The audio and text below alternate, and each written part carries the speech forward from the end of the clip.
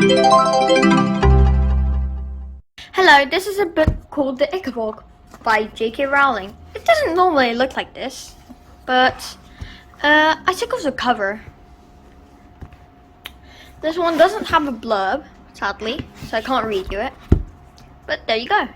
It contains a few pictures, and I think it's the most recent one written by J.K. Rowling.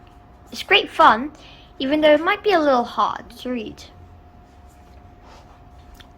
Now, I'm going to read you a little bit of the front page, but I'll read you the foreword first. The idea for the Ickabog came to me a long time ago. The word Ickabog derives from Ickabod, meaning no glory or glory has departed. I think you'll understand why I chose the name once you read the story, which deals with the themes that are always interested me. What do the monsters we conjure tell us about ourselves? What must happen for evil to get a grip on a person or a country? And what does it take to defeat it? Why do people choose to not believe lies even on scandal and non-existent evidence? And etc. is by J.K. Rowling. Also, in case you don't know her, I'm sure you know Harry Potter. It's quite famous, so it's a good book. I already showed it in another video, so I'm sure you'll be able to find that on my channel. Here's a little bit of chapter 1. Chapter 1. King Fred the Fearless. Once upon a time, there was a tiny country called Cornupia, which had been ruled for centuries by a long line of fair-haired kings. The king at the time which I write was called King Fred the Fearless. He announced the fearless bit of himself on the morning of his coronation, partly because it sounded nice with Fred, but also because he once managed to catch a wasp and kill a wasp all by himself, if you don't count the 5-footman and boot boy. King Fred the Fearless came to the throne on a huge wave of popularity.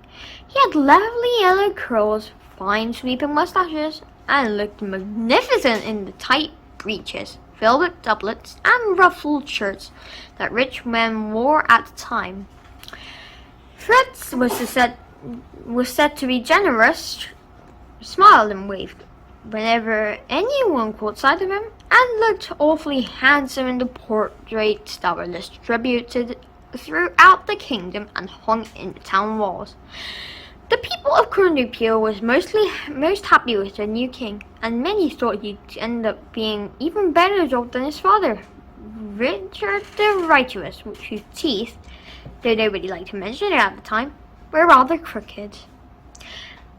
King Fred was secretly relieved to find out how easy it was to rule Cornupia. In fact, the country seemed to run itself. Really, everybody had lots of food, the merchants made pots of gold, and Fred's advisors took care of any little problem that arose. All that was left for Fred to do was to beam out his subjects whenever he was out in his carriage, and go hunting 5 times a week with his 2 best friends, Lord Spittleworth and Lord Flapoon. Spittleworth and Flapoon was a large estate of their own in the country, but they found it much cheaper and much more amusing to live in the palace with the king, eating his food, hunting his stags, and making sure the king didn't get fond of any of the beautiful ladies that at court. They had no wish to see Fred married because the queen might spoil their fun. For a time, Fred had seemed to rather like the Lady Eslanda, who was as dark and beautiful as Fred was fair and handsome. But Spittleworth was persuaded Fred that she was far too serious and bookish for the country to love her as a queen. Fred didn't know that Lord Spittleworth had a grudge against Lady Eslanda. He once asked her to marry him, but she turned him down. Lord Spittleworth was very thin, cunning, and clever. His friend Flapoon was ruddy-faced and so enormous that required 6 men to heave him on this massive chestnut horse. Though not as clever as Spittlewith, Flapoon was still far sharper than the king. Both lords were expert at flattery and pretending to be astonished by how Fred was good at everything from riding to tiddlywinks. Also, in case you don't know what tiddlywinks are, there's this, you get this tiny circle counter, and with this big circle counter, you gotta try and flip it into a pot. You can search it up. Anyways, also it's quite old.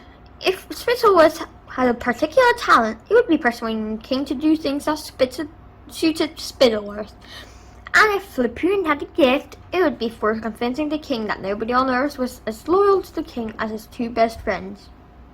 Fred thought Spittlewith and Flapoon were jolly good chaps. They urged him to hold fancy parties, elaborate picnics, and scrumptious banquets because Cornubia was famous far beyond its borders for its food.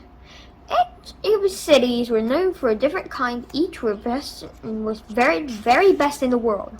The capital of Cornubia, Chalksville, lay in the south of the country, surrounded by arcs of orchards, field of shimmering golden wheat, and emerald green grass on which pure white ZZ cows grazed. Anyways, yeah, that was the intro that I read you.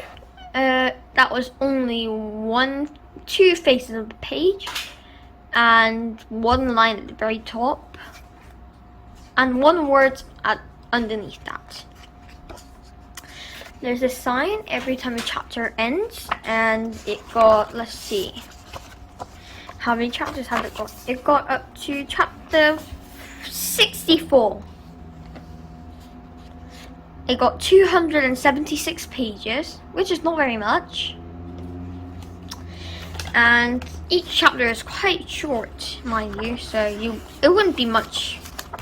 So it'll be 1, 2, 3, 4, 5. No, 1, 2, 3.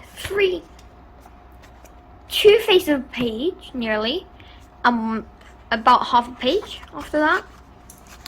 And here's one of my favorite bits. Some might wonder why the Bridget was riding through the streets waving at people instead of reminding them up in the north where the monster was supposed to be, but they kept their thoughts to themselves. Meanwhile, most of their fellow citizens competed with each other, demonstrated their passionate belief in the Ickabog. They propped up their cheap copies of the painting of Forgetting Fred. Sorry, I just lost my train of thought there. Wait a second, sorry. I found it. King Fred fighting the Ickabog in their windows and hung wooden signs on the doors which bore messages like proud to pay the Ickabog tax and down with the Ickabog, up with the king. Some parents even taught their children to bow and curtsy at the tax collectors. That's one paragraph. It's quite a long paragraph, that one. Well, with its shining covers and all its glory, the Ickabog video must end today, for now. Now, I hope you enjoyed this video, and hope you have a good day, and get to read this book soon. Bye!